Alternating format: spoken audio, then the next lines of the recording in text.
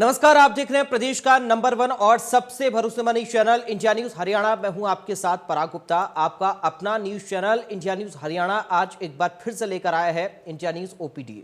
जी हां, आपका अपना ओपीडी जहां पर आप घर बैठे बेहतर इलाज पा सकते हैं। कोरोना से कैसे बचा जाए, अगर आपको भी कोई लक्षण है तो क्या सावधानी बरतें, परिवार में कोई संक्रमित है तो कैसे उसका ध्यान रखें, इन्हीं सब सवालों के लिए आपके अपने चैनल ने इस खास मुहिम की शुरुआत की है। तो अगले 1 घंटे तक आप हमारे फोन नंबर पर फोन करके सीधे डॉक्टर से बात कर सकते हैं। कार्यक्रम की शुरुआत करें इससे पहले हम आपको एक बार फिर से निवेदन करते हैं, आप लोग सोशल मीडिया पर वायरल हो रहे वीडियो और लेखों पर जरा सा भी भरोसा ना करें। यह आपके लिए जानलेवा हो सकते हैं, क्योंकि कोरोना के हर मरीज की परेशानी अलग अलग है। कुछ लोग आपके मन में डर पैदा करना चाहते हैं, इसलिए आप केवल डॉक्टर्स की सलाह पर ही दवा लें। ओपीडी की शुरुआत करें उससे पहले प्रदेश का ताजा हाल जानते हैं। महामारी अलर्ट सुरक्षित हरियाणा की अवधि 31 मई सुबह 5 बजे तक बढ़ाई गई है। ये ताजा अपडेट कोरोना को लेकर हरियाणा का आपको हम बता रही हैं। मंगलवार को कोरोना के 2817 नए केस मिले हैं। 6720 लोग ठीक हो गए हैं, यानी कि इतने मरीज कोरोना से रिकवर हो चुके हैं। 41 दिनों बाद 24 मई से रोजाना आने वाले नए मरीजों की संख्या 5000 से कम हो गई है। ये ताजा आंकड़ा आपको हम बता रहे हैं। स्थिति क्या है कोरोना की प्रदेश में इस वक्त? प्रदेश में अब तक 54,39,215 लोगों का टीकाकरण हो चुका है। इसके साथ ही दवा भंडार में 1,09,924 रेमडेसिविर और 246 टोसिलीजुमाब इंजेक्शन उपलब्ध हैं। इसके साथ अस्पतालों में 14,415 ऑक्सीजन बेड की व्यवस्था है। ऑक्सीजन की कमी क्योंकि दूसरी वेव में ज़्यादा थी, इसलिए अस्पतालों में अब व्यवस्थाएं सुनिश्चित हैं ताकि आगे दिक्कत ना हो। कुल 5,422 वेंटिलेटर आईसीयू बेड की व्यवस्था भी अस्पतालों में मौजूद है ताकि लोगों का इलाज सही तरीके से हो सके। 14,053 लोगों के घरों तक ऑक्सीजन सिलेंडर पहुंचाया गया है। जो लोग घर पर हैं, जिनको अस्पतालों में बेड नहीं मिल पाया या फिर घर पर आइसोलेट हैं, उनको ऑक्सीजन की सुविधा घर पर दी गई है। हिसार के खेदड़ थर्मल पावर प्लांट में ऑक्सीजन का उत्पादन भी शुरू हो चुका है ताकि ऑक्सीजन की किल्लत आने वाले समय में मरीजों को ना झेलनी पड़े। प्लांट में हाइड्रोजन संयंत्र से ऑक्सीजन बनाई जा रही है। ऑक्सीजन की आपूर्ति के लिए प्लांट तैयार किया गया। सरकार की टेस्ट, ट्रैक और ट्रीटमेंट की नीति लगातार कारगर साबित हो रही है और इसकी वजह से केसेस भी कम हो रहे हैं। ये आंकड़ा आप देखिए, कितनी तारीख को कितने मरीज थे। 13 अप्रैल 2021 की हम बात करें तो 3,845 नए पॉजिटिव मरीजों की संख्या थी। 14 अप्रैल 2021 की हम बात करें तो 5,398। 23 मई की हम बात करें तो 4,400 मरीज। 24 मई के दिन 3,757 मरीज आए नए और 25 मई के दिन 2,817 मामले दर्ज किए गए। यानी कि ये मामले कम होते चले गए हैं और धीरे धीरे जो कोरोना का संक्रमण है उस पर हम काबू पाते जा रहे हैं। हमारे साथ 2 खास मेहमान जुड़ गए हैं। मनोचिकित्सक हैं डॉक्टर राहुल चंडोक। राहुल जी, आपका स्वागत है हमारे साथ इंडिया न्यूज हरियाणा पर जुड़ने के लिए। इसके साथ ही हमारे साथ फिजिशियन है doctor GK Agarwal. Doctor GK Agarwal, आपका भी स्वागत है सर हमारे साथ चर्चा में शामिल होने के लिए। सबसे पहले डॉक्टर जीके अग्रवाल जी, आप ही से मैं शुरुआत कर रहा हूं, क्योंकि अब से कुछ ही देर में हमारे साथ दर्शक जुड़ना शुरू हो जाएंगे तो उनके सवाल भी हम लेंगे और आप दोनों ही डॉक्टर से हम पूरी कोशिश करेंगे कि दर्शकों के हर सवाल का जवाब उनको मिल पाए, सही सलाह घर बैठे वो जान सकें। लेकिन कुछ बेसिक बातें मैं चाहूँगा, एक बार कैसे आप लोगों को जागरूक करेंगे कोरोना को लेकर, क्योंकि अब तो ब्लैक फंगस भी आके आए, तो किस तरह आप लोगों को जागरूक करना चाहेंगे इस महामारी के प्रति? माफ कीजिए, मुझे ऑडियो ठीक से नहीं सुना। आप क्या, पहला सवाल क्या है आपका? जी डॉक्टर जी के अग्रवाल जी, अब से कुछ ही देर में दर्शक हमारे साथ जुड़ना शुरू हो जाएंगे, उनके हम सवाल लेंगे, लेकिन उससे पहले मैं चाहूंगा एक बार आप बीमारी को लेकर लोगों को जागरूक कैसे करेंगे इस बात, क्योंकि कई सारी बेसिक चीजें हैं जिनका ध्यान रखना बेहद आवश्यक है। तो कैसे आप लोगों को बताएंगे, क्योंकि सर अब ब्लैक फंगस भी आके आए, तो इसके क्या कुछ लक्षण हैं, अगर लक्षण मिलते हैं तो क्या कुछ किया जाए, इस बारे में अगर आप कुछ बता पाए तो। धन्यवाद। यूं है, कोरोना के लक्षण के बारे में शायद आज हर भारतीय ही नहीं, दुनिया का हर आदमी शायद समझ चुका है कि कोरोना के लक्षण क्या होते हैं। जी। तो साधारण से साधारण लक्षण भी हो सकते हैं और कुछ सीरियस लक्षण भी होते हैं।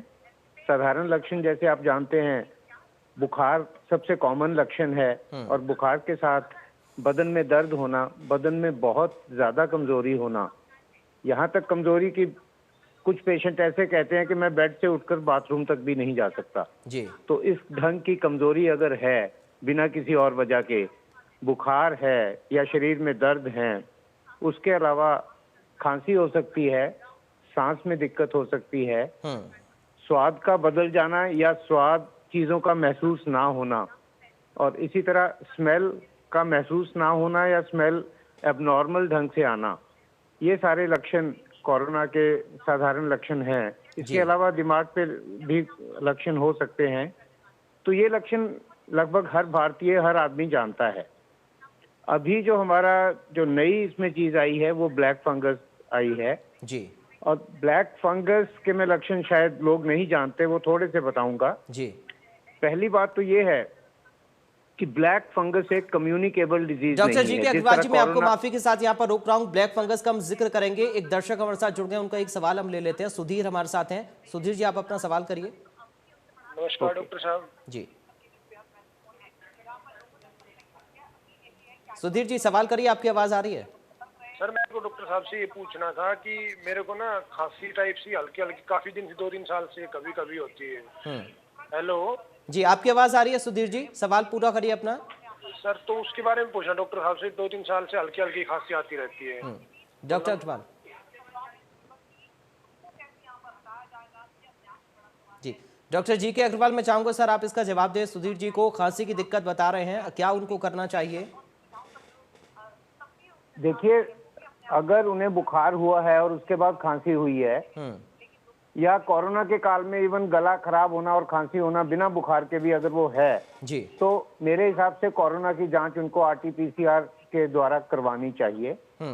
और अगर सांस में भी दिक्कत है और अगर कोरोना टेस्ट पॉजिटिव आता है या फिर उनको ऑक्सीजन सैचुरेशन कम आती है, जी, तो इन्हें डेफिनेटली कोरोना के डॉक्टर के पास जाके अपना इलाज शुरू करवाना चाहिए।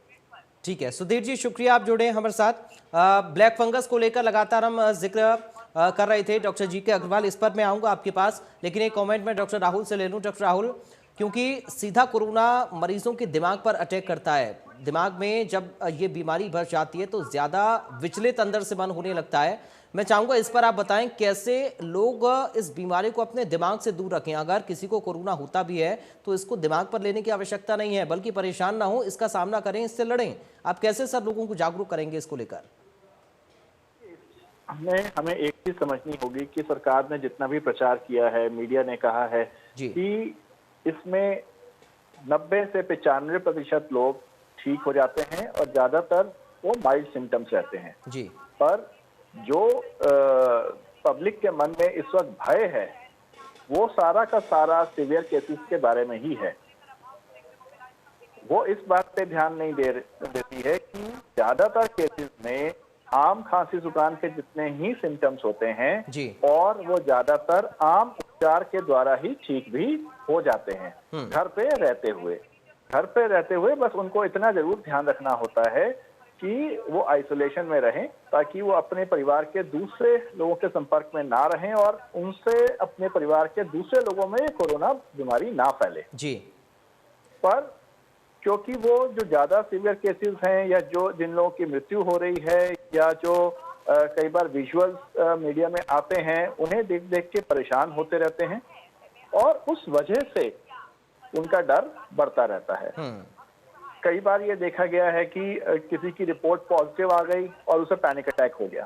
पैनिक अटैक यानी कि बहुत तेज घबराहट, जिसमें व्यक्ति को लगता है कि मुझे सांस नहीं आ रही है, मेरा दम निकल जाएगा जी। और इतनी घबराहट होना कि वो अपने आप को कंट्रोल ही नहीं कर पाता, उसे लगता है कि मुझे अभी इमरजेंसी में जाना चाहिए। तो ये भी देखा जा रहा है कि इवन रिपोर्ट अगर किसी की पॉजिटिव आ जाती है तो भी हो जाता है। हमारे पास लगातार कॉल्स आती हैं कि डॉक्टर साहब मैं तो ठीक था पर अभी मेरी रिपोर्ट पॉजिटिव आई है, अब क्या करना है। मेरी तो रिपोर्ट पॉजिटिव देखते ही मेरा दम निकला जा रहा है जी। या इवन ऐसे भी लोग हैं जिनकी खुद का कोई रिपोर्ट पॉजिटिव नहीं है, उनके परिवार में इवन दूर दराज किसी की रिपोर्ट पॉजिटिव आई है और वो डरते चले जा रहे हैं जी। पर इसमें समझने की बात एक ही है कि ये 90 से 95% में, जैसा कि हमारे बहुत सारे एक्सपर्ट्स ने कहा है, ये एक आम वायरल इन्फेक्शन की तरह ही है जिसमें बुखार का होना, नजला जुकाम होना, गला खराब होना होता है और धीमे धीमे मरीज आम उपचार से घर में ही ठीक हो जाता है जी। बहुत कम प्रतिशत लोग जिनको की दूसरी बीमारियां हैं, डायबिटीज है, ब्लड प्रेशर है, उनको ही अस्पताल में भर्ती होने की जरूरत पड़ती है, वो भी अगर उनका ऑक्सीजन गिरता है। जी ठीक है। राहुल जी, यहाँ पर एक दर्शक हमारे साथ हैं, नितिका। नितिका जी, आप अपना सवाल करिए।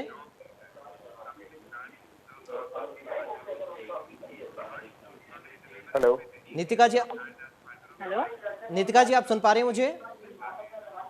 हाँ जी, हाँ जी। डॉक्टर, मैं आपसे ये पूछना चाहती हूँ कि पहले चाइना से, मतलब जब हम लोगों ने शुरू किया, जब ये कोरोना की शुरुआत हुई तो वो चाइना से आया था, लेकिन अब। नितिका जी, टीवी की आवाज आप बंद कर लीजिए अगर ऑन हो तो। कम करो इसकी आवाज। मतलब अब अगर हम देखते हैं तो चाइना की कोई न्यूज नहीं आ रही है, मतलब क्या चाइना में इसका सब कुछ खत्म हो चुका है? डॉक्टर राहुल। देखिए, ऐसा है कि ये बीमारी जो है चाइना में सबसे पहले पकड़ में आई और उसके बाद ट्रैवल के माध्यम से दुनिया भर में अलग अलग देशों में फैल गई। कई जगह पे उन्होंने इस बीमारी को बहुत अच्छे से कंट्रोल किया और उन्होंने इसकी जो दोबारा जो वेव्स आती हैं उन्हें रोका। अगर देखा जाए तो चाइना ने भी अपनी एक वैक्सीन बनाई और अपने सिटीजन्स को दी है, जिसकी वजह से उनकी जो बार बार की वेव्स थी या तो वो आई नहीं या जितनी आई उसके बारे में उतना मीडिया में प्रचार नहीं हुआ, जिसकी वजह से आज हमें इस चाइना की स्थिति को लेकर के बहुत ज्यादा जानकारी नहीं मिलती है। वहां मीडिया काफी हाईली रेगुलेटेड रहता है और ये आम जानकारी है कि ऐसा है और उन्होंने काफी सख्ती से इस चीज के साथ डील किया है। तो इसलिए ऐसा है कि आज हमें चाइना के बारे में ज्यादा जानकारी नहीं जी। चलिए, बहुत शुक्रिया नितिका जी, आप जुड़ी हमारे साथ। और डॉक्टर राहुल, बात ये भी है कि चाइना बहुत सारी चीज़ों को छुपाने की कोशिश भी करता है, अपनी बातों को उजागर नहीं करता चाइना, ये एक बड़ी सच्चाई है। हमारे साथ अमर जुड़ गए हैं, एक और दर्शक। अमर जी, आपका स्वागत है, अपना सवाल करिए। सर, मेरे जो ना जिस दिन से मैंने पहली वैक्सीन लगवाई जब तो मैं बीमार पड़ गया, बुखार बहुत जबरदस्त, फिर 15 दिन तक बुखार था। उसके बाद दोबारा वैक्सीन लगाई, मेरी सबरी हड्डियों में दर्द रहता है। डॉक्टर जी के अग्रवाल, मैं चाहूंगा सर इसका जवाब दें आप। अगेन मुझे थोड़ा ऑडियो का प्रॉब्लम लग रहा है, लेकिन मैं समझता हूँ कि इन्होंने सवाल पूछा है कि कोरोना ठीक होने के बाद इनको बदन में दर्द रहता है। क्या मैंने सही सुना? हाँ, यही बता रहे हैं। हाँ, तो देखिए, कोरोना एक ऐसा इन्फेक्शन है जिसके कीटाणु जो हैं शरीर से 10 दिन के भीतर खत्म हो जाते हैं। पहले 5-7 दिन ये इसके कीटाणु फैलते हैं बॉडी में और लगभग 10 और फाइनली हम मैक्सिमम 14 दिन लेते हैं जिसमें कि इसके कीटाणु शरीर से खत्म हो जाते हैं। अगर उसके बाद भी आपके बदन में दर्द वगैरह रहता है और बाकी कोई लक्षण नहीं है तो ये कुछ दिन चल सकता है। ऐसी सिचुएशन कई बार 1-1.5 महीने तक चलती है, तो उसके लिए चिंतित होने की जरूरत नहीं है, बशर्ते कि आपके फेफड़ों में कोई तकलीफ नहीं, सांस की कोई तकलीफ नहीं है, तो आप इसके बारे में सिंपल विटामिन और कोई इम्यून स्टिमुलेंट्स वगैरह लेके काम चला सकते हैं। चलिए, शुक्रिया अमर जी। मुझे उम्मीद है आपको आपके सवाल का जवाब मिला होगा और जो बातें डॉक्टर जी के अग्रवाल ने कही हैं आप उनका पालन करें, उनको फॉलो करें। डॉक्टर जी के अग्रवाल, क्योंकि कोरोना के बाद लोगों को कई सारी दिक्कतें, जैसे वीकनेस की प्रॉब्लम है, बॉडी पेन है, अभी जो बता रहे थे अमर जी, इस तरीके की दिक्कतें, लोग डर में हैं कि आखिर क्यों बाद में भी इस तरीके की दिक्कतें हो रही हैं। इसको लेकर आप क्या लोगों को सलाह देना चाहेंगे? उससे पहले राजवीर हमारे से एक जुड़ गए हैं दर्शक, उनका हम सवाल ले लेते हैं। राजवीर जी, अपना सवाल करिए। नमस्कार सर। जी नमस्कार डॉक्टर सर जी, आपकी आवाज आ रही है, आप अपना सवाल करिए। हाँ जी सर, मैं ये पूछना चाह रही थी कि अभी थोड़े दिन पहले मेरे हस्बैंड पॉजिटिव आए थे, तो हम लोगों ने भी अपना टेस्ट करवाया था बच्चों का और मेरा, तो वो नेगेटिव आया था। बट सर अभी मेरे गले में मतलब ऐसे रहता है, मेरे को जैसे कुछ अटका हुआ है, तो क्या ये मतलब ये भी कोरोना हो सकता है क्या? डॉक्टर राहुल जी, दवा क्या लेनी चाहिए, क्या करना चाहिए? मैंने एंटीबायोटिक भी 5 दिन की खा ली थी प्रिकॉशन के लिए। जी देखिए, इस बात को समझिए कि अगर आपकी रिपोर्ट नेगेटिव आई है, ठीक है, पर आपके लक्षण बने रहते हैं, तब तो डेफिनेटली आपको फिजिशियन के पास जाकर के चेकअप कराना चाहिए। पर अगर वो लक्षण नहीं है, ठीक है, तो फिर इसमें कोई चिंता वाली बात नहीं है। मेरे ख्याल से डॉक्टर अग्रवाल भी इस बारे में ज्यादा बता पाएंगे। जी डॉक्टर अग्रवाल जी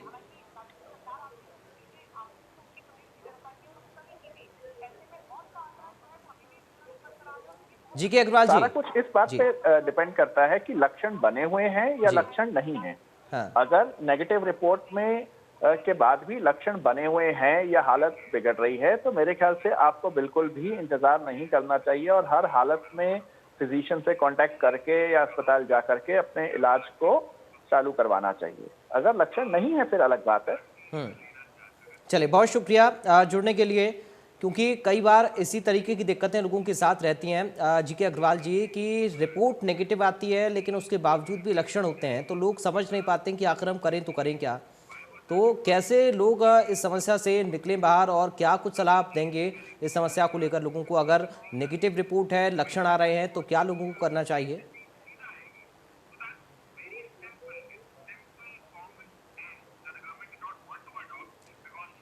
ठीक है डॉक्टर साहब, एक दर्शक और जुड़ गए हमारे साथ, हरपाल शर्मा रोहतक से। हरपाल जी, अपना सवाल करिए। नमस्कार सर। जी, सवाल करिए अपना। नमस्कार सर। जी हाँ नमस्कार सर। हरपाल जी नमस्कार, अपना सवाल करिए। सर मेरे को 21 अप्रैल को कोरोना पॉजिटिव हो गया था। मेरे को बुखार चढ़ा सर 3-4 दिन। जी उसके बाद फिर मैंने सर टेस्ट करवाया जी, तो फिर मैं पॉजिटिव आ गया था सर। उसके बाद 3 तारीख को दोबारा करवाया तो नेगेटिव आ गया सर जी। तो मैंने 12 अप्रैल को, मैं हार्ट का पेशेंट भी हूँ सर, स्टंट डला हुआ है जी। तो मैंने 12 अप्रैल को पहला डोज लगवाई थी कोवैक्सीन की जी। तो अब एक तो मेरा ये सवाल है सर, क्या मैं अब दूसरी डोज लगवा सकता हूँ? डॉक्टर जी के अग्रवाल बता रहे हैं कि पहले डोज लगवा चुके हैं, उसके बाद पॉजिटिव आए और उसके बाद नेगेटिव रिपोर्ट भी आ गई है, और हार्ट के पेशेंट भी हैं, तो क्या सेकंड डोज लगवा सकते हैं? कब लगवा सकते हैं? इसको लेकर सर क्या बताएंगे आप? देखिए, इसके बारे में गवर्नमेंट की गाइडलाइंस भी आई हैं। वैसे तो जिन लोगों को कोविड पॉजिटिव आया है, उनको ठीक होने के 3 महीने तक वैक्सीन की जरूरत नहीं है जी। और फर्स्ट डोज जो है उनको 3 महीने के बाद लगवानी चाहिए। और अब जो गवर्नमेंट कह रही है कि वो सेकंड डोज और फर्स्ट डोज में भी 3 महीने का वेट कर सकते हैं। जी चलिए, बहुत शुक्रिया हरपाल जी जुड़ने के लिए, और मुझे उम्मीद है आपके सवाल का जवाब आपको ज़रूर मिला होगा, क्योंकि वैक्सीन का जो अंतराल है, इसको लेकर भी लोगों के मन में कुछ भ्रम की स्थिति बीच में बनी थी डॉक्टर जी के अग्रवाल। तो कैसे इसको हम दूर करें, क्योंकि लोग ये कह रहे हैं कि इसका तर्क क्या है? पहले वैक्सीन का जो अंतराल था दोनों डोज के बीच का, वो कम था, उसके बाद बढ़ाया गया है। लोग अभी भी असमंजस में हैं, अभी समझ नहीं पा रहे हैं कि क्या करना चाहिए। देखिए, कोविड के बारे में सारा नॉलेज जो है हम सब लोग सीख रहे हैं, हमारी साइंस भी इसको सीख रही है जी। कई चीजें हैं जो हम हेलो सर, आपकी आवाज़ आ रही है, आप बोलिए। मुझे लगता है आपकी टीवी की आवाज़ सर ऑन है, उसको एक बार म्यूट कर लीजिए। नहीं, मेरे पास कोई टीवी नहीं चल रहा। ठीक है, मैं ठीक कराता हूँ, आप बोलिए, आपकी आवाज़ आ रही है। हाँ, तो मेरा कहने का मतलब है कि हमारी साइंस भी इसमें बहुत कुछ सीख रही है, तो जरूरी नहीं कि जो एक बात पहले कही गई वो हमेशा के लिए गॉस्पेल ट्रूथ होगी। तो आज की जो नॉलेज है वो यही है कि कुछ वैक्सीन की अवेलेबिलिटी का भी इशू है। तो गवर्नमेंट ने ये कहा है कि 3 महीने के बाद अगर सेकेंड डोज लगती है तो उसका काफी अच्छा इफेक्ट है, इसलिए हमें 3 महीने के बाद सेकेंड डोज लेनी चाहिए। ठीक है, सोनीपत से एक दर्शक हमारे साथ जुड़ गए हैं सर, रामवीर जी, आपका स्वागत है, अपना सवाल करिए। रामवीर जी, टीवी की आवाज बंद कर लीजिए। सर, मेरा नाम रामवीर नहीं, राममेर है जी।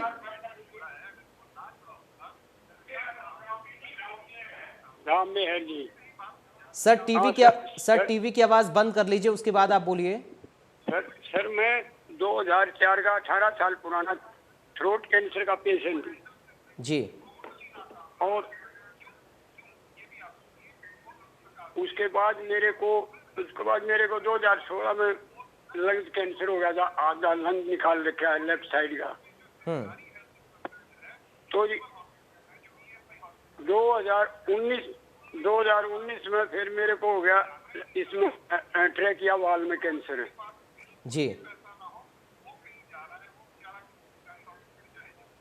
तो DL कपूर में दिल्ली मैंने उसका रेडिएशन और अपना कीमोथेरेपी कराई थी। मेरे में इतनी कमजोरी है अभी जी, तो मैं उठने बैठने में भी बहुत ज्यादा दिक्कत है और कई बार जो है वो सिर में चक्कर बहुत ज्यादा हो जाता है जी। तो इसमें कोई इस बीमारी का तो कोई लक्षण वगैरह कुछ नहीं है? या 2 बार मैंने ये अपना क्या बोलते हैं RT-PCR टेस्ट कराया जी।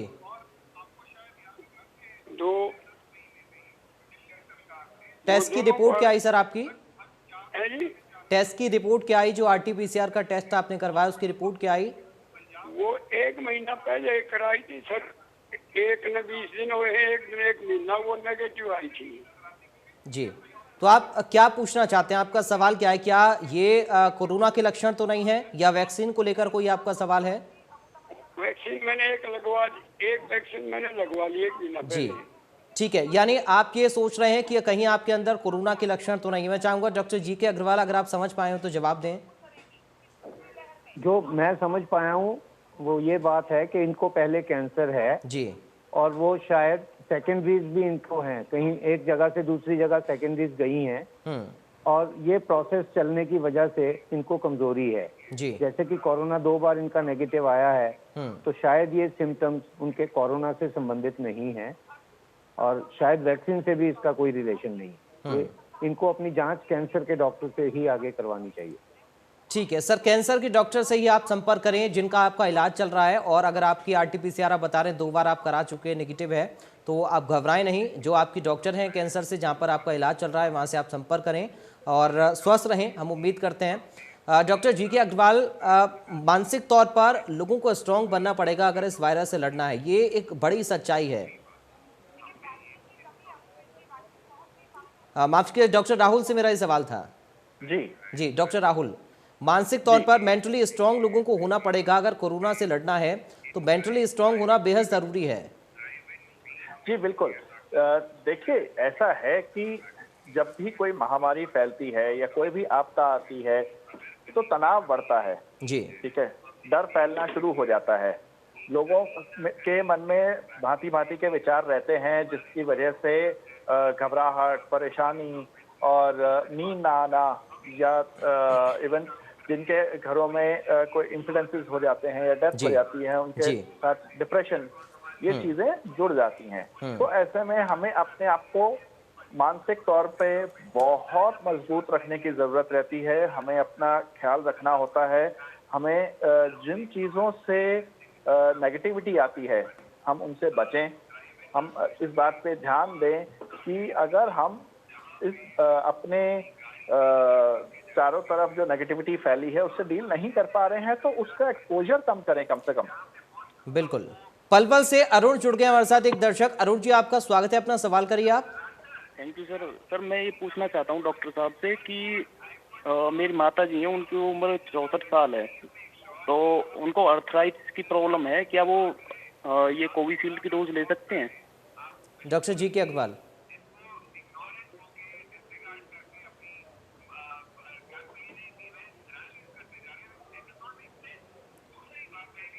डॉक्टर GK अग्रवाल, आपने सुना सर सवाल? शायद इन्होंने पूछा कि र्यूमेटॉइड या गठिया के पेशेंट हैं, उन्हें कोविशील्ड वैक्सीन लग सकती है या नहीं। क्या मैंने ठीक सुना? हेलो जी। मुझे ऑडियो का कुछ प्रॉब्लम लग रहा है सर। मैं उसे एक बार ठीक कराने की कोशिश करता हूँ। डॉक्टर राहुल, मैं चाहूंगा अगर आप इसका जवाब दे पाएं तो।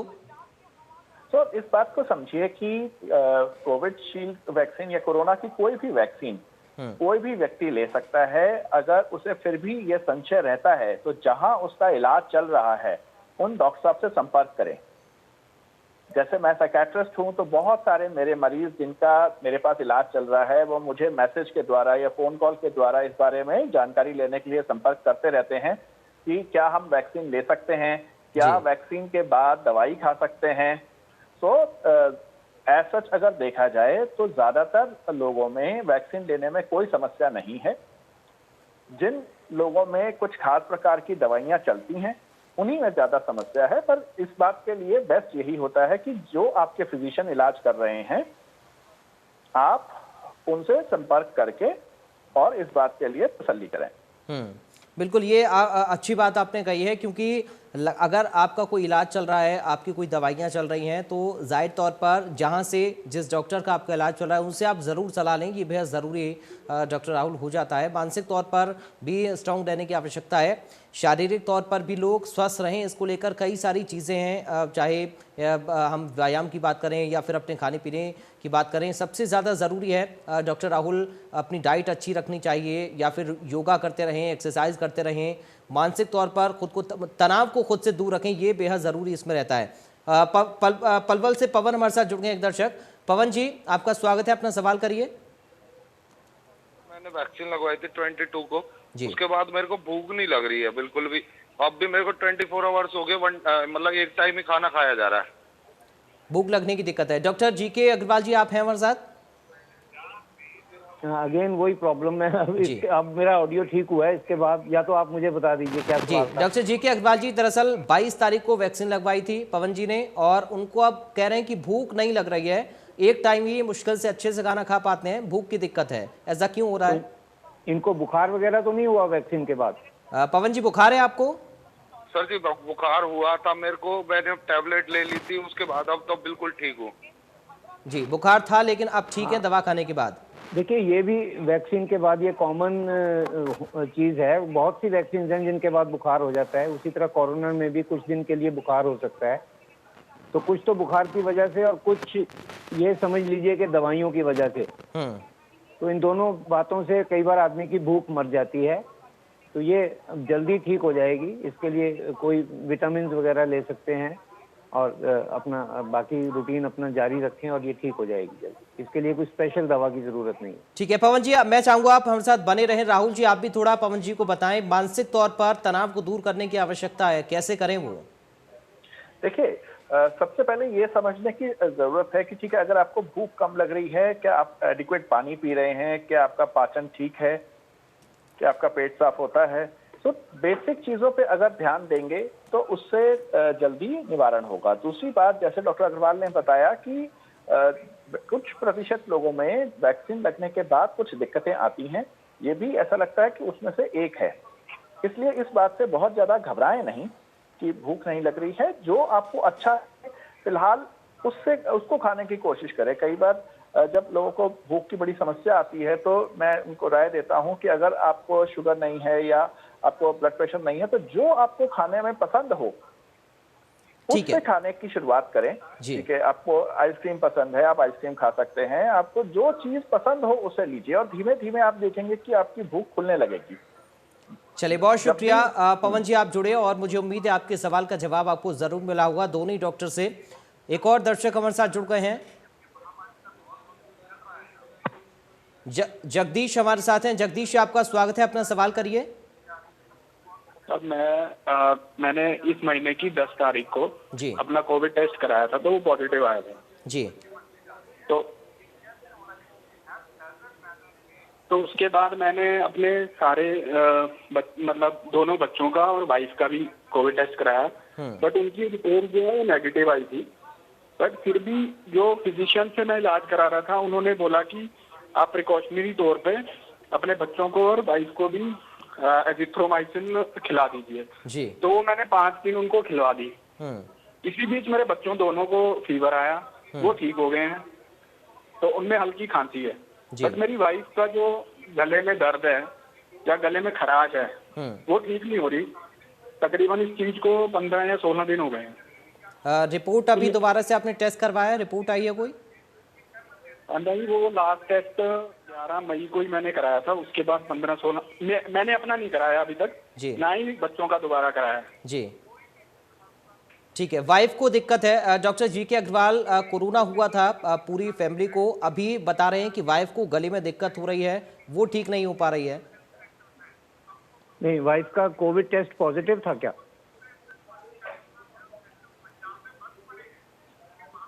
जगदीश जी। हाँ जी, उनका नेगेटिव था। सॉरी, नहीं negative, sorry audio problem. GK Agarwal ji, wife का जो टेस्ट था वो नेगेटिव आया था और बच्चों का पॉजिटिव आया था और जगदीश जी का भी पॉजिटिव आया था, लेकिन वाइफ का नेगेटिव था। सॉरी, मुझे ऑडियो का बहुत प्रॉब्लम है, मैं नहीं सुन पा रहा हूँ। चलिए सर, मैं इसको एक बार ठीक कराता हूँ। डॉक्टर राहुल, अगर आप बता पाएं तो क्या सलाह आप देंगे? तो देखिए, कई बार क्या होता है कि किसी व्यक्ति का अगर आपका ये कोरोना पॉजिटिव आ भी जाता है और उसको ठीक होने में वक्त लगता है, ठीक है, घबराने के नहीं है। पर आप क्या रेगुलर अपने फिजिशियन से टच में हैं? आपने बताया कि आपने एंटीबायोटिक ऑलरेडी खिला चुके हैं, उनका ऑक्सीजन सैचुरेशन कैसा रह रहा है, क्या उनका CT स्कैन हुआ या नहीं हुआ? क्योंकि आजकल कोरोना में हम लोग उसकी रेटिंग करते हैं कि सिवियरिटी ऑफ इलनेस कितनी है। तो इस सब जानकारी को देखते हुए आप अपने फिजिशियन से रेगुलर टच में बने रहें और मेरे ख्याल से आपकी वाइफ जल्दी ही ठीक हो जाएंगी। उनको अभी तक एडमिशन की अगर जरूरत नहीं पड़ी है, उनका ऑक्सीजन सैचुरेशन नॉर्मल चल रहा है, तो डेफिनेटली उनकी सेहत में जल्दी ही सुधार होना चाहिए। कई बार लक्षणों के जाने में और कमजोरी के खत्म हो जाने में काफी वक्त लगता है। जी, ये अच्छी बात है कि ज्यादा कोई दिक्कत नहीं है। एक बार फिजिशियन से संपर्क कर लें, जिनसे भी आप दवा ले रहे थे या फिर किसी और से आप जिनसे भी बेहतर चाहें, क्योंकि ये सबसे बड़ी बात है कि आप लापरवाही इसमें बिल्कुल ना करें। अगर दिक्कत हो रही है तो डॉक्टर से तुरंत संपर्क करें, सलाह लें क्या करना चाहिए, क्या दवाएं लेनी चाहिए, क्योंकि ये सबसे ज़्यादा ज़रूरी है कि हम इसमें कितना जल्दी डॉक्टर से सलाह लेते हैं, क्योंकि ज़रा सी लापरवाही जान पर सीधा भारी पड़ सकती है। डॉक्टर राहुल जी, बिल्कुल बिल्कुल।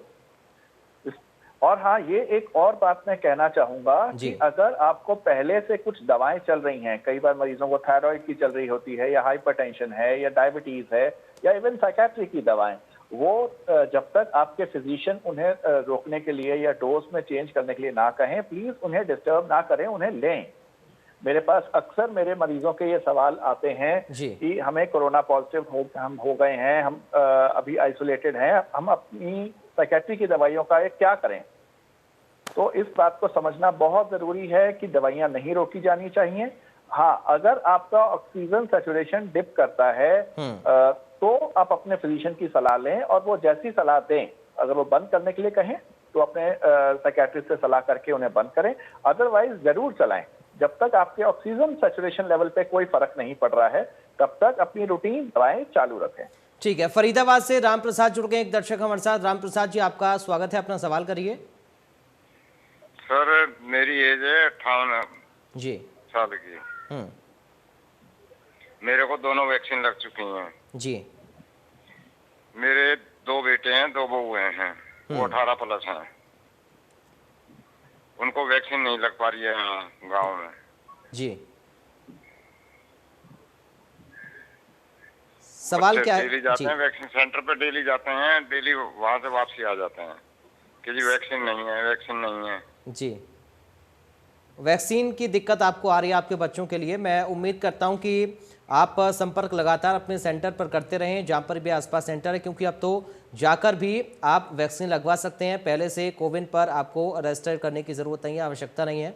तो मुझे उम्मीद है कि अगर वैक्सीनेशन को लेकर आपका सवाल है, वैक्सीन उपलब्ध नहीं हो रही है, तो आप सेंटर से ही संपर्क करें, ज़रूर आपको वहाँ पर वैक्सीन उपलब्ध होगी, क्योंकि जागरूकता वैक्सीन को लेकर लगातार हम लोग कर भी रहे हैं। डॉक्टर GK अग्रवाल, अगर आप सुन पा रहे हो तो वैक्सीनेशन सबसे ज़्यादा ज़रूरी है, क्योंकि वैक्सीन को लेकर उत्साह अब लोगों के अंदर है। हालांकि बीच में थोड़ा भ्रम की स्थिति लोगों के मन में ज़रूर आई थी, लेकिन अब लोग जागरूक हो रहे हैं वैक्सीन को लेकर, और ये एक बड़ा हथियार है कोरोना के खिलाफ जंग जीतने के लिए।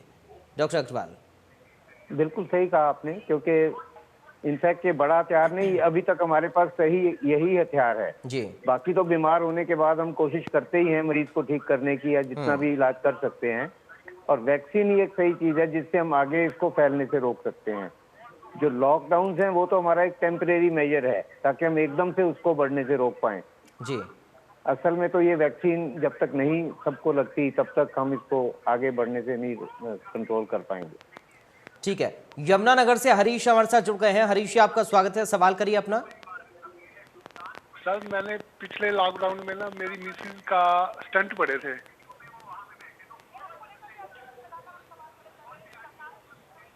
जी हरीश जी, सवाल करिए। सर, पिछली कोविड में ना पिछली मई में पिछले साल जी मेरी मिसेज को स्टंट पड़े थे जी, क्या वो वैक्सीन लगवा सकती हैं अब? डॉक्टर अग्रवाल। बिल्कुल बिल्कुल लगवा सकते हैं, इसमें कोई कॉन्ट्राइंडिकेशन नहीं है। जी हरीश जी, लगवा सकते हैं, कोई दिक्कत नहीं है इसमें। बहुत शुक्रिया जुड़ने के लिए, उम्मीद है आपके सवाल का आपको जवाब मिला होगा। तो इसी तरीके के लगातार आप हमारे साथ जुड़ते रहिए। 2 डॉक्टर हमारे साथ मौजूद हैं, doctor Rahul, doctor GK Agarwal, जो आपके सवालों का जवाब देने के लिए लगातार बने हुए हैं। और ये जो प्रोग्राम है कोविड ओपीडी, ये सिर्फ आप लोगों के लिए है, ताकि आप घर बैठे डॉक्टर से सलाह लेना चाहते हैं तो आप घर बैठे ही डॉक्टर से सलाह लें। सीधा हमारे साथ जुड़िए, हमारे कॉन्टैक्ट नंबर पर कॉन्टैक्ट करिए और इसी वक्त तुरंत फ़ोन लगाइए, क्योंकि doctor Rahul, doctor GK Agarwal हमारे साथ लगातार बने हुए हैं और आपके सवालों का जवाब दे रहे हैं। कई सारी बातों का जिक्र उन्होंने किया है आप लोगों को जागरूक करने के लिए, तो मुझे उम्मीद है आपने उन तमाम बातों को सुना होगा और उन बातों पर आप अमल करेंगे। सबसे ज़्यादा ज़रूरी है, कोरोना संक्रमण से बचना है तो आपको जागरूक रहना पड़ेगा। चाहे हम साफ सफाई की बात करें, सोशल डिस्टेंसिंग की बात करें, मास्क लगाने की बात करें या फिर वैक्सीनेशन की बात करें, क्योंकि जागरूकता और वैक्सीनेशन के जरिए ही हम कोरोना संक्रमण से बच सकते हैं। क्योंकि कोरोना के बाद और भी बीमारियां आपको ना जकड़ें, इसलिए सबसे पहले आपको कोरोना से सावधानी बरतनी पड़ेगी। और अगर आपने वैक्सीन नहीं लगवाई है तो वैक्सीन ज़रूर लगवाएं। किसी तरह की कोई दिक्कत अगर आपके साथ है, आप होम आइसोलेटेड हैं, घर में आपका इलाज चल रहा है, रिपोर्ट पॉजिटिव है या रिपोर्ट नेगेटिव है, फिर भी आपको लक्षण है, किसी तरह की कोई दिक्कत आ रही है, दवाइयों को लेकर आप कुछ पूछना चाहते हैं, डाइट को लेकर कुछ पूछना चाहते हैं, कोई भी सवाल अगर कोविड से रिलेटेड आपका है, वैक्सीनेशन को लेकर आपका कोई सवाल है, तो आप सीधा हमारे साथ लाइव जुड़ सकते हैं। इस वक्त हमारे साथ 2 डॉक्टर मौजूद हैं लगातार आपके सवालों का जवाब देने के लिए। यमुनानगर से ज्योति हमारे साथ जुड़ गई हैं, एक दर्शक। ज्योति जी, आपका स्वागत है, अपना सवाल करिए। सर, ये ना मेरे पेरेंट्स में फादर का हमने कोरोना टेस्ट करवाया था तो वो पॉजिटिव आया था जी। तो उसके बाद अब उनकी बॉडी अच्छे से रिकवर हो रही है, तो क्या अब हमें दोबारा से टेस्ट कराने की जरूरत है? डॉक्टर अग्रवाल। देखिए, मेरे हिसाब से इसमें कभी भी हम दोबारा RT-PCR नहीं करवाते हैं। 10 दिन के बाद पेशेंट को हम रिकवर्ड ही मानते हैं, जैसा कि बहुत स्टेट गवर्नमेंट हैं। अब गवर्नमेंट प्रोटोकॉल में कहीं ये टेस्ट दोबारा नहीं किया जाता, इसलिए आपको दोबारा टेस्ट करवाने की, RT-PCR टेस्ट करवाने की जरूरत नहीं है। चलिए ज्योति जी, उम्मीद है आपके सवाल का जवाब आपको ज़रूर मिला होगा, क्योंकि रिकवर हो रहे हैं आपके पेरेंट, ये बहुत अच्छी बात है और इसी तरीके से उनका आप ख्याल भी रखते रहिए ताकि और जल्दी अच्छे हों। कई सारी बातें टेस्ट को लेकर लोगों के मन में, जहन में डॉक्टर अग्रवाल आती हैं। अगर ठीक हो रहे हैं, रिकवर हो रहे हैं, टेस्ट कराएं या ना कराएं। कई बार एंटीजन टेस्ट को लेकर और RT-PCR को लेकर भ्रम की स्थिति लोगों के मन में भी रहती है। डॉक्टर अग्रवाल। देखिए, हम 14 दिन के बाद ये मान के चलते हैं कि वायरस बॉडी में नहीं है जी, इसलिए दोबारा टेस्ट को करवाना एडवाइजेबल नहीं है, अनलेस कोई स्पेशल सर्कमस्टांसेस और डॉक्टर उसमें करवाना ही चाहे, अदरवाइज इसको नहीं करवाते दोबारा। हाँ। अच्छा, ब्लैक फंगस जी ब्लैक फंगस को लेकर सर हम जिक्र कर रहे थे शुरुआत में, आप बता नहीं पाए, उसके बाद मैं चाहूंगा अब आप ब्लैक फंगस को लेकर आप थोड़ा बताएं। जी देखिए, ये जो है अब हमारी एक नई ऑब्जर्वेशन है कि जो पेशेंट कुछ कैटेगरीज हैं कोविड के पेशेंट्स की जिनमें ये ब्लैक फंगस के केसेस मिल रहे हैं हमें रिकवरी के बाद देखने को जी। और ये वो पेशेंट हैं जिनमें या तो उनको स्टीरॉयड मिले हैं ट्रीटमेंट के दौरान, चाहे वो गांव में घर पे मिले हों, चाहे वो शहर में डॉक्टर्स को देने पड़े हों, या फिर वो डायबिटिक पेशेंट्स हैं, या वो पेशेंट जिनकी इम्यूनिटी या बॉडी की रेजिस्टेंस कम है, जैसे कि कैंसर कीमोथेरेपी वाले पेशेंट जी, या फिर ज़्यादा ओबीज पेशेंट्स हों, इस तरह के, या फिर जिनको वेंटिलेटर पे बहुत दिन रहना पड़ा और ऑक्सीजन चलती रही, ऐसे पेशेंट्स को कोविड से रिकवरी के बाद देखा गया है कि ब्लैक फंगस काफ़ी मात्रा में ऐसे केसेस को हो रही है। तो इनफैक्ट ब्लैक फंगस ही नहीं, अब तो वाइट और येलो फंगस के भी केसेस आ रहे हैं जी। तो थोड़ा सा मैं इसके लक्षण आपको अपने दर्शकों को बताना चाहूँगा। बिल्कुल। ब्लैक फंगस में क्या है, जो शुरुआती स्टेज में तो इलाज अच्छा हो सकता है, लेकिन लेटर स्टेजेस में इसका प्रैक्टिकली कोई इलाज नहीं है। और जो इलाज है वो इतना महंगा है कि आम आदमी उसको कराने में सक्षम नहीं होता। बहुत लाखों रुपया खर्चा है और बहुत लंबा इलाज है, और सर्जरीज भी करनी पड़ सकती हैं, और उसके बावजूद भी हो सकता है पेशेंट ठीक ना हो। तो इसलिए इसके जो लक्षण हैं वो मैं समझाऊंगा, ताकि अर्ली स्टेज पे ये बीमारी पकड़ में आ सके और लोग इसके लिए जल्दी डॉक्टर के पास जा सकें। इसमें क्या है, एक तो नाक में से पानी चलना, रेशा आना या नाक का बंद रहना जी, मुंह में दांतों में दर्द रहना या सुन्नपना आना, मुंह में जख्म हो जाना, आंखों में से पानी आना, आंखों का लाल हो जाना या इवन आंख का उभर जाना, दो दिखने शुरू हो जाना या इवन ब्लाइंडनेस, और सिर दर्द का रहना जी, ये सारे लक्षण। और फेस पे भी, जैसे फेस पे सुनपना आना या मुंह की सोजिश आ जाना गालों पे, ये सारे इसमें लक्षण हो सकते हैं ब्लैक फंगस में। तो अगर इसके बारे में हम ऑब्जर्वेंट हैं, स्पेशली उन लोगों में जिनको डायबिटीज और स्टीरॉइड, ये दो चीजें जिनमें कॉम्बिनेशन है, या फिर वो बहुत देर तक हॉस्पिटल में वेंटिलेटर पे रहे हों, ऑक्सीजन पे रहे हों, इन लोगों को ज्यादा जागरूक रहना है। अगर इनमें कोई भी लक्षण उनको मिले तो जल्दी से जल्दी अपने डॉक्टर से कांटेक्ट करें। ठीक है डॉक्टर राहुल, आपके पास जो पेशेंट्स आपके आते हैं, आप उनको क्या सलाह देते हैं कोरोना से जागरूकता के लिए? देखिए, सबसे पहले जो इसमें वैक्सीन के अलावा जो हमारा बचाव करता है वो है मास्क जी।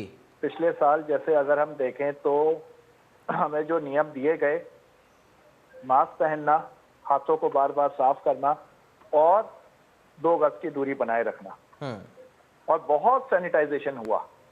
और इस बार की अगर हम बात करें तो जो चीज निकल के आ रही है कि अगर हम प्रॉपर तरीके से मास्क पहनते हैं तो वो जितना हमारा कोरोना से बचाव करेगा, उतना वैक्सीनेशन के अलावा और कोई चीज उतना कारगर नहीं है।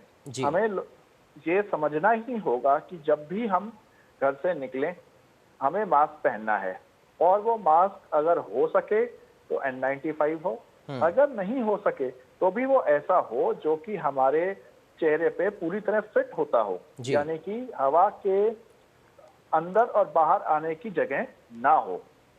हमारे ये जो नेजल ब्रिज है यहाँ से होते हुए ये पूरा फिट होना चाहिए, तभी वो मास्क कारगर है। अगर हम किसी ऐसी जगह पे जा रहे हैं जो कि खुली है तो हम कपड़े का मास्क भी पहन सकते हैं जी, वरना प्रेफरेंस यही हो कि हम N95 मास्क, और आजकल जैसे सरकार ने भी नियम दिया है कि हम N95 के ऊपर भी एक कपड़े का या सर्जिकल मास्क को पहने। बार जहां भी हम जाएं, अगर हम किसी चीज को छू रहे हैं या कभी ऐसा हुआ कि किसी से हमने हाथ मिला लिया, जबकि आजकल ज्यादातर तो नमस्ते ही प्रचलन में है, तो हम अपने हाथ को सैनिटाइज करना ना भूलें, अपने साथ हैंड सैनिटाइजर जरूर रखें।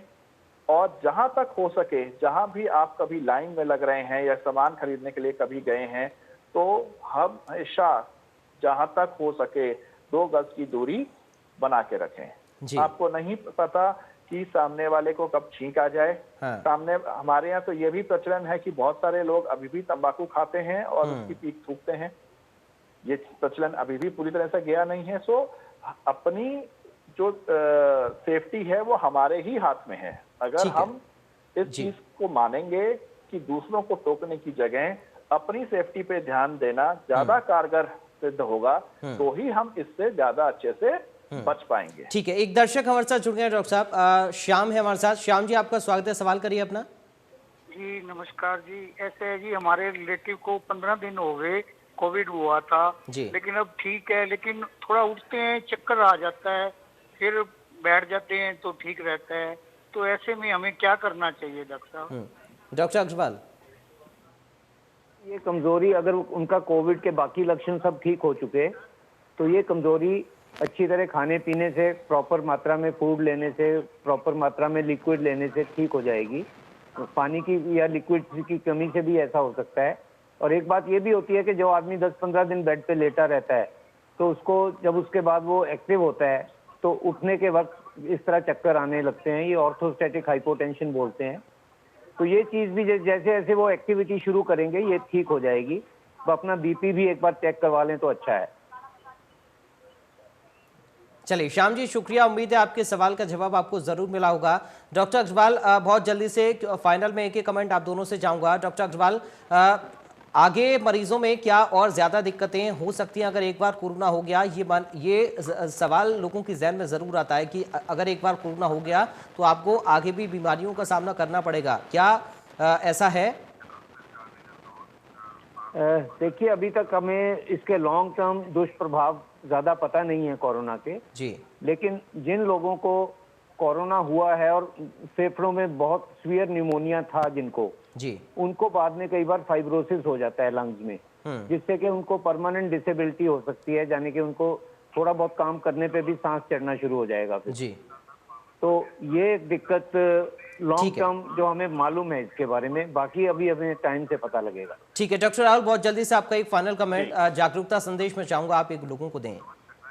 जी, मैं ये कहना चाहूंगा कि अगर हम इसके दुष्प्रभावों के बारे में बात करें तो शारीरिक दुष्प्रभाव भले हमें ना पता हो, पर इससे जो भय जनता में फैला हुआ है और जिन लोगों ने अपने अपनों को खोया है उस वजह से तनाव की स्थिति वो बहुत ज्यादा महसूस करते हैं। और जैसे जैसे लोग ठीक हो रहे हैं और अपने आप को कंट्रोल कर पा रहे हैं, वो इस बात का बहुत ज्यादा सामना कर रहे हैं कि किसी ने अपनों को खोया, किसी ने अपना व्यापार खोया, किसी ने अपनी नौकरी खोई और शारीरिक कमजोरी जो है वो तो है ही है। तो इस हालत में मानसिक तौर पे अपने आप को संभालने की बहुत सख्त आवश्यकता है।